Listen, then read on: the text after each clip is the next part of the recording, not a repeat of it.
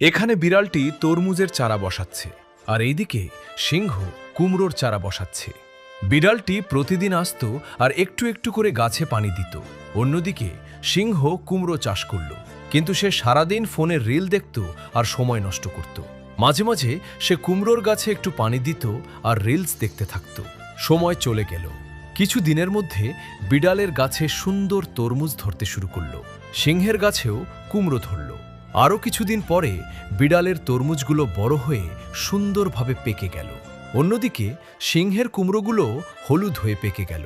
তারপর সিংহ তার কুমড়ো কাটল আর সেই কুমড়োর ভিতর থেকে বের হলো ভয়ঙ্কর সাপ। তারপর বিড়াল তার তরমুজ কাটল, তো তরমুজের ভিতর থেকে বের হলো ঝলমলে সোনার কয়েন। আর বিড়ালটি বলল, যারা ভিডিওটা লাইক করবে আর আমার চ্যানেলটা সাবস্ক্রাইব করবে, আমি এই সব তরমুজ তাদের বাড়ি গিয়ে দিয়ে আসবো।